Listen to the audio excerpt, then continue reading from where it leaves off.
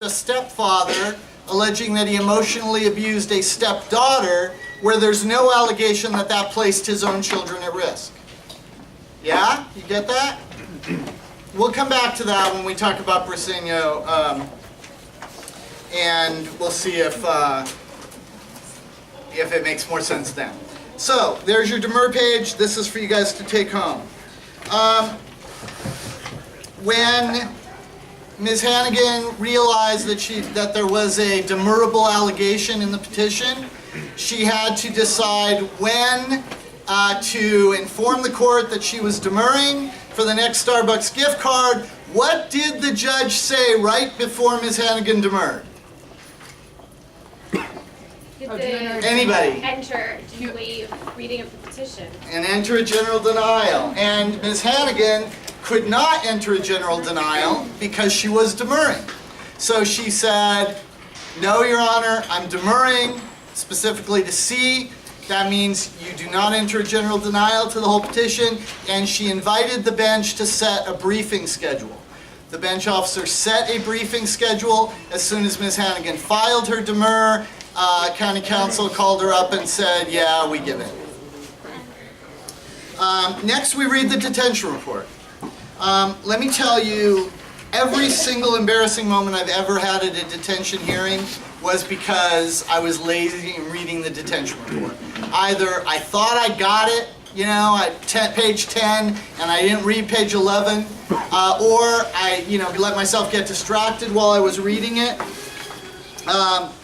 And all of those just end in disaster. You have to have read your detention report. And if you read the detention report and you can't figure out why the kid's detained, you need to read it a second time. And here's a couple of scenarios that can happen. If you're reading through a detention report and it's like, oh my God, this is not a non-detained petition, this is going great, this is going great, this is going great. And it keeps going great all the way up until the very end when suddenly it's, and then on August 25th we went out and detained the children. What happened? Actually, I'll do this.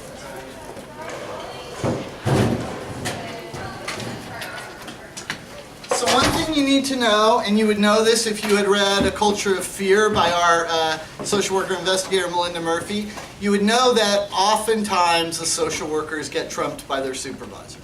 And when that happens, they're usually pissed off about it. So they don't go back and rewrite the whole detention report to justify detaining the child. They leave the detention report exactly as they wrote it, with exactly the things they saw and they found, and they change the recommendation at the end. What do you do with that? Well, one of the things that you could do with that is you could, well, first of all, you need to talk to your client about that. And hopefully the client will confirm and will say something like, yeah, I don't know, the social worker and I were getting along. She said she wasn't detaining my kid. She asked me to do parenting. I said yes. She asked me to go to counseling, and I said yes. And everything was going fine. And then she called me up and said they were detaining the child, that they'd gotten a removal order and they were detaining the child. So all you can do, and and when you get a removal order like that, I can get away with this one. It's probably signed by Judge Diaz. I was going to say that. And and all of these things fit in. You piece together all these situations, and then you will probably want to do a 319 hearing and ask for the social worker to be brought in. The social worker that your client has told you was favorable to you. That social worker will get on the witness stand. After a few questions, you'll get around to, and do you believe this child is at any risk of harm in the home of the mother? And the social worker will say, yeah, well, the department's position is that, yes, she is. I'm not asking you the department's position, you will ask. I'm asking you your opinion, because you're the one who investigated the case, right? Yes. You're the one who saw the mother on X day, Y date, and Z day, right? Yes. And you're the one who wrote this whole detention report, right? Yes. So what is your opinion on whether or not this child is at risk in the home? And she will say, I didn't find any risk, but my supervisor did, and then the child will go home. If you're in a similar situation and the hearing officer says essentially that the social worker isn't allowed to have an opinion because they are DCFS, what would you suggest? Well, Marlene? Well, they may be DCFS, but The reason they're on the stand is because all of that information comes in and is not considered hearsay because Melinda S. says their function is to independently provide information to the court. So the court has to allow them, as experts, social workers, to provide the court with independent information because constantly there's discrepancies. So I make that kind of a record. And I've never had that happen, and I would thank you. That was a great answer, Ms. Bird. I've never had that happen, and I would Swear think to God, in we the didn't situation, set this up. in Now the- turn mine in the back. situation that I'm Go to somebody describing, else. I would think that the social worker would, I mean, the judge would be as anxious to hear that answer to that question as anyone, because of all the facts that led up to it.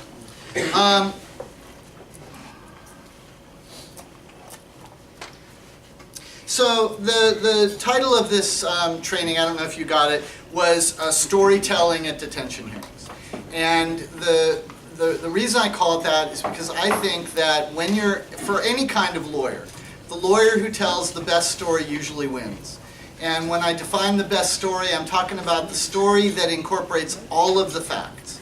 All of the facts that are in the report, all the facts of documents that are brought in, all of the facts of what the witnesses are saying.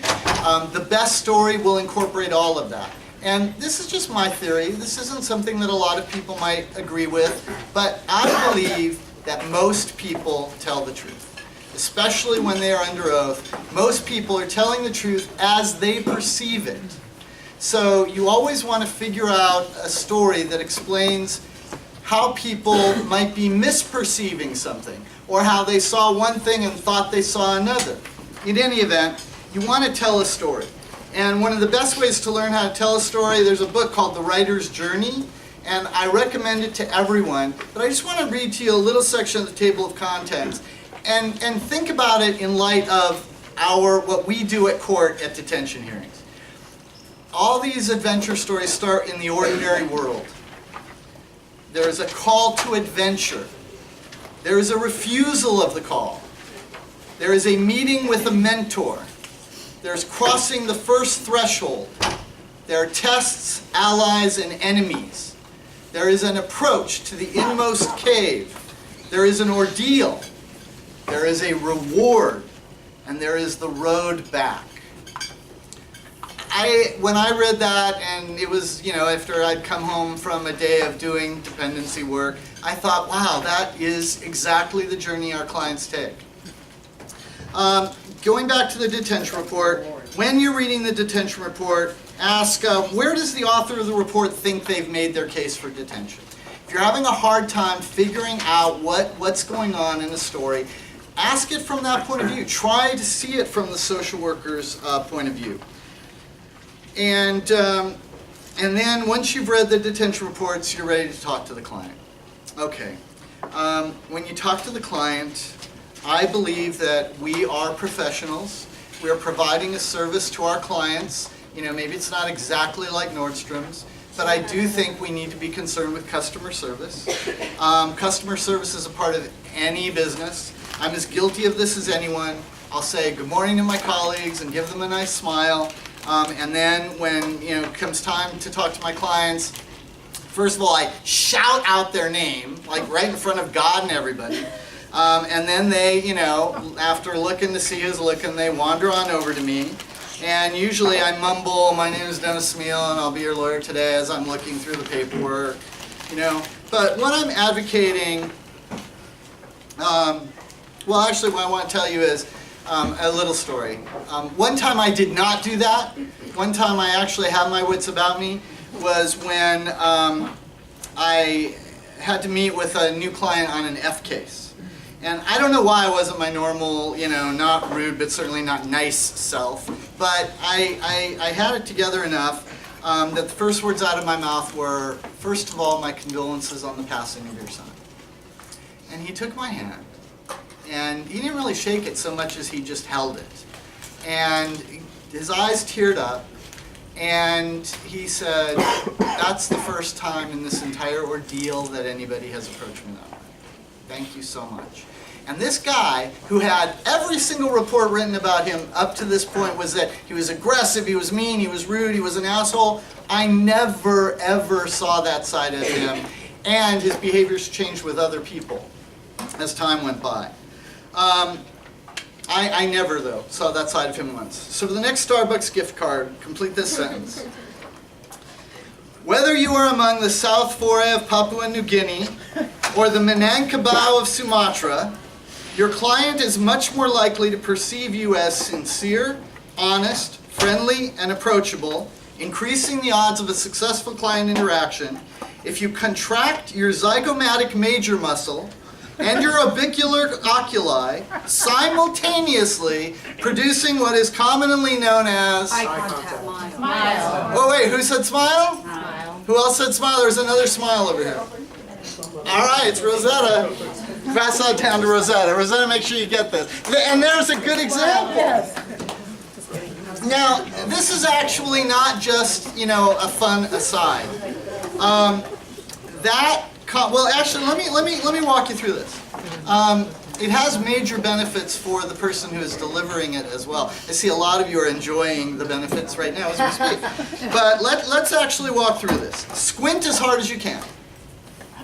Squint your eyes. Close your eyes as tightly as you can. Okay, now that's the right muscle. Okay, so think about that muscle. Now do that less tightly so that your eyes stay open. Is anybody doing it? Okay, do it less tightly so your eyes stay open. Now raise your cheek muscles. Part your lips. Let the outside of your lips come up. Now hold that for 20 seconds. Okay, you're releasing neuropeptides. Can you feel them? They're fighting off stress. Your body is now making dopamine, endorphins, and serotonin. Your body is relaxing. Your heart rate and blood pressure are decreasing. And any pain you might have been feeling is slightly relieved. Okay. That's called the Duchenne's marker. It's the simultaneous contraction of this muscle and this muscle. And it is a positive diagnostic marker in psychiatry. And doing one without the other, which if you try it and look in the mirror, you'll see clients. You might see loved ones. You'll see a face that you've seen when they just smile, but their eyes don't move, or the eyes move but they don't smile. There's something wrong, and it can range from they're not telling the truth to they're having suicidal ideations. But I know I talk about this every time I do a training about the smile, so I thought I'd go into a little more detail with you today, because I really do believe that the smile, when we approach our clients, and it's just something that we forget about, but that smile can make the difference in the entire case. It is something that they will not forget, even years down the line. Going on. The first thing that most of us do with our clients is we go through the paperwork. We introduce ourselves. We make sure we explain to them, why an attorney is a good idea. We make sure they want us. And I usually try to get them to understand a little bit of the system that we're in.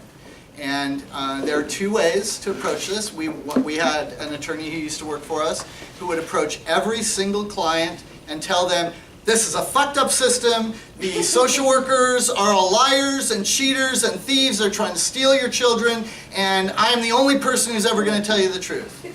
And that worked. That worked for that attorney. And I believe is still working for that attorney. He was here, doing great.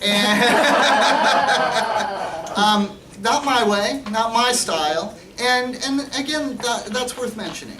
Everybody needs to find their own style. You need to all find the style that will work for you. Some of the grumpiest, grouchiest doctors I've ever met were some of the ones I most admired. And if I ever needed brain surgery, the guy that I would go to is you would never want to have a cup of coffee with him. But you would let him operate on your brain. So find a method that works for you. But for me, it's, this seems awful. What is going on is probably the most difficult thing that you've ever gone through, but this is a system that is all about protecting children. And when you go there and we talk to the judge, you have to always remember that the judge is interested primarily in protecting children. Now the good news is, my job is not to protect children. My job is to protect you. And that works for me.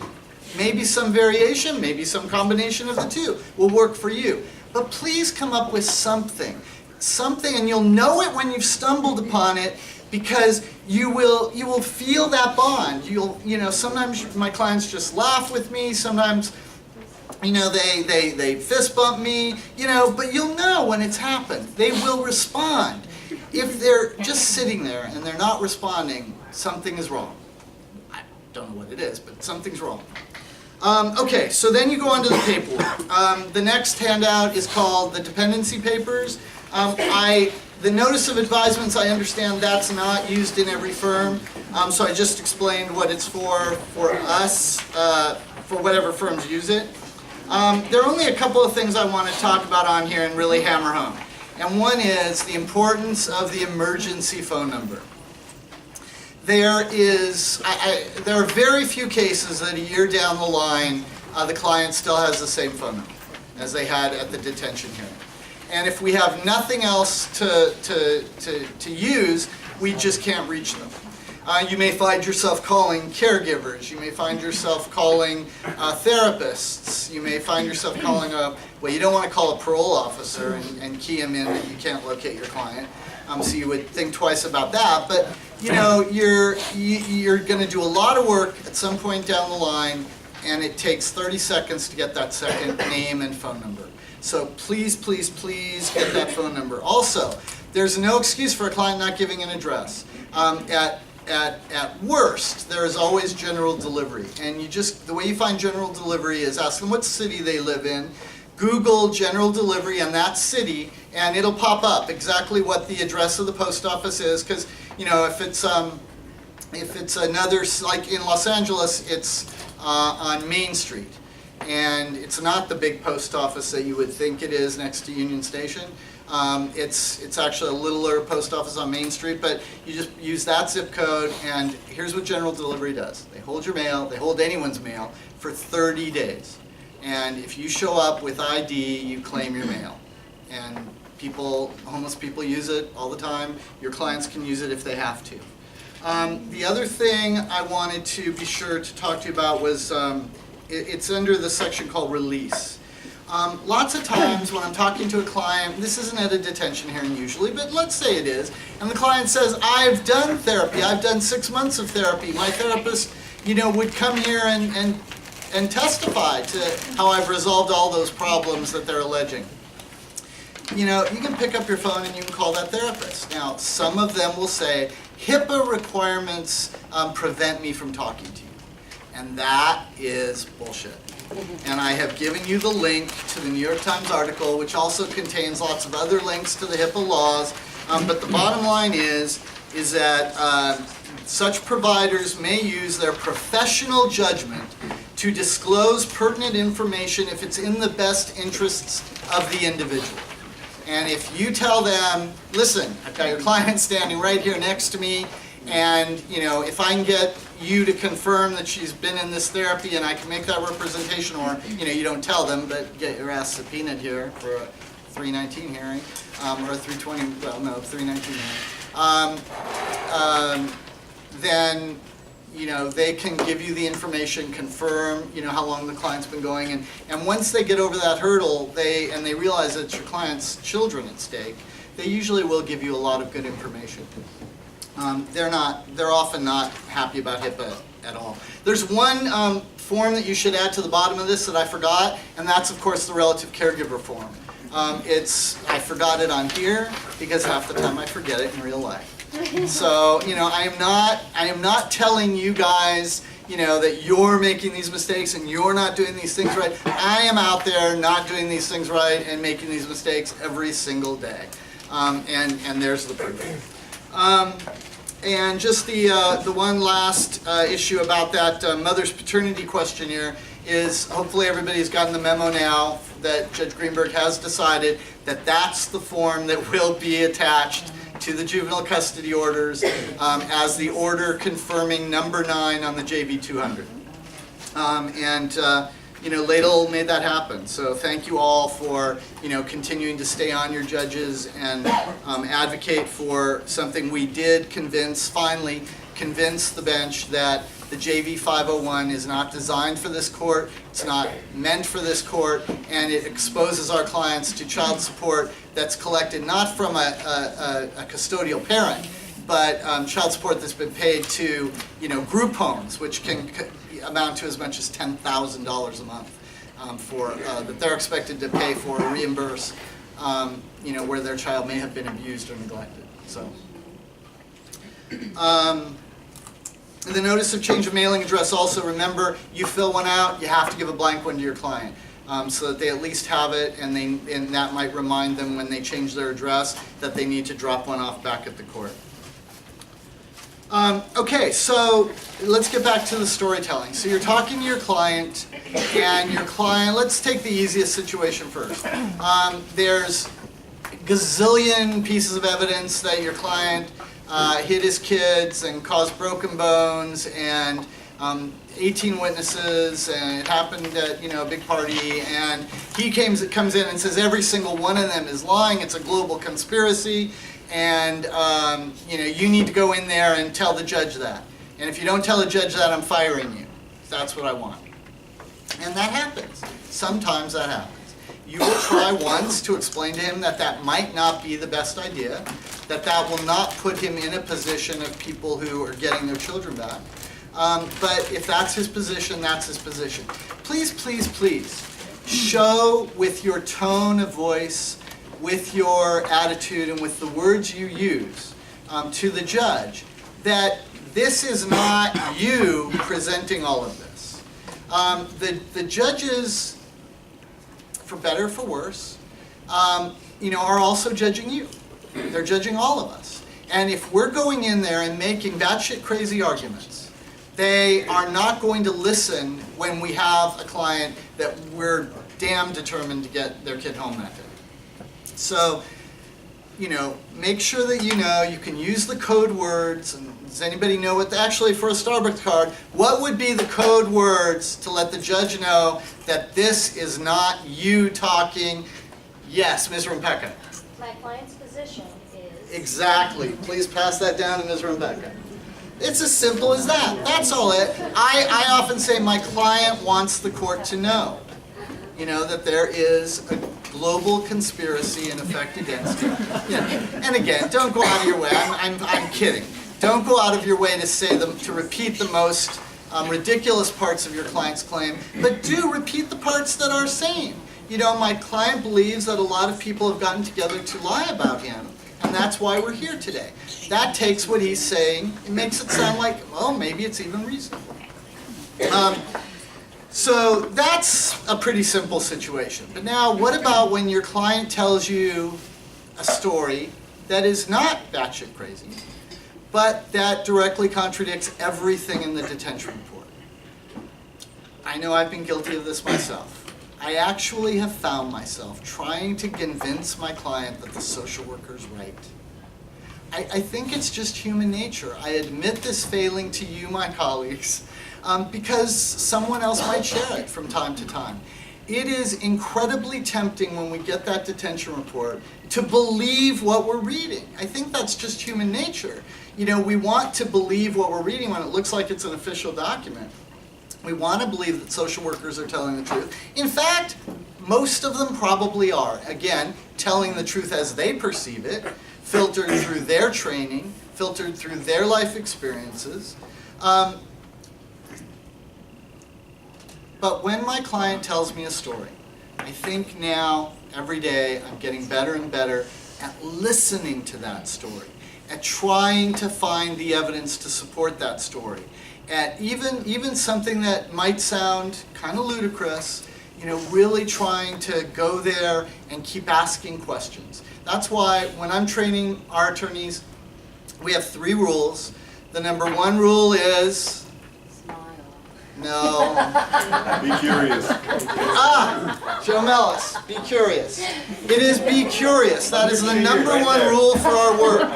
When your client says, is telling a story and all of a sudden says, and that was the night that he came over, and you're not talking about a he, you have to follow it up. You can't just assume that they're rattled or they misspoke, or you've got to follow up on every little opening they give you. You have to be curious. The more curious you are, the deeper you will dig, the more information you will collect, and the more you will end up knowing about your client, which means the better story that you can tell. My favorite story is obviously the one that I was part of. And does anyone know, let me tell you, I'll tell you the storytelling version of it and see if anybody can name the case. If you can name the case, just shout it out as soon as you know it. So, a 15-year-old boy and a 17-year-old girl fall in love. They get married when the boy is 16 and the girl is 18. They pretty much immediately give birth to a baby girl. This all happens in Texas, and then they move to California. They are in California for about a half a year, and a neighbor of theirs calls the police saying, I hear a baby being beaten next door, or I hear something that sounds like that. So the police came out and found that Dad had disciplined his 3-year-old with a belt. Anybody got the case yet? I do. What is No, it, Ms. I'm not- Roshi? I know Come I'm on. gonna do it. No. All right. Courtney? AE. AE, awesome. Pass that one down. Good job. AE. So, the father in that case came to court, and he, by this time, was 18. The mother was 20. And he presented at that detention hearing, just, you would have thought he was 28.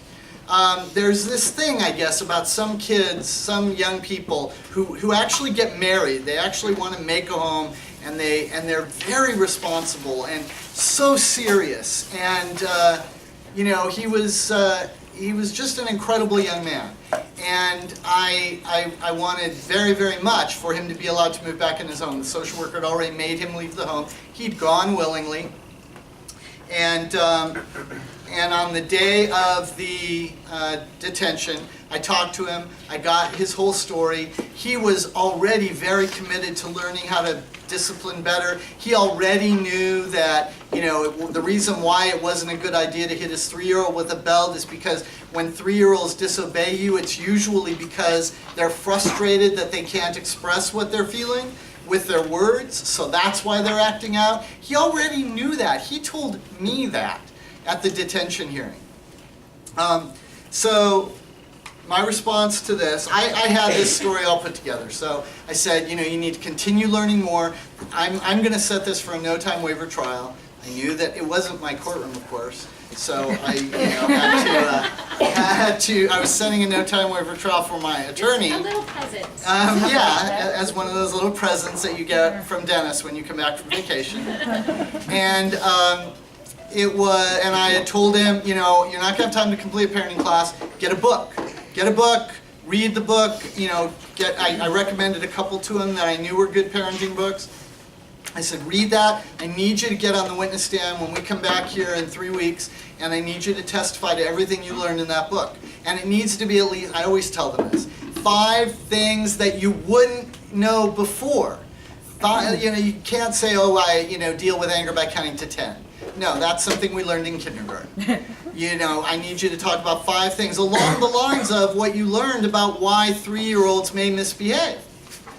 So just, I tried to argue for release. I made, a very strong argument for release, but of course, who was that? Was that Michael Kaiser, or was it, Michael Eisner? Yeah, Michael Eisner was just very passionately, protecting the child in this case. And I also triaged. So what's triage in the context of a detention hearing? Anybody? Get the minor's attorney on it. Exactly! Pass that one down to Jackster. Yes, not just minor's attorney, but in this case I wanted to get mother's attorney also on our side. So, I had a conversation with mother's attorney about the kinds of telling mother's attorney, throw him under the bus. She's appalled by what he did. If she had been there, she would never have allowed it to happen. Their relationship is over if he doesn't change his style of disciplining the child. I said, throw my client under the bus completely. because, you know, we want mom to come off smelling like a rose, because she wasn't home when the incident had happened. I think that was about it from my point of view. I would ask Candace to tell about what happened from hers. Would you be willing to? Well, I wasn't there for the detention, but then the day before the no time waiver, I went to Dennis's desk to look for the file, and I got it, and I was really upset, and I said, I can't believe that Dennis is saying that this guy is going to testify he left these marks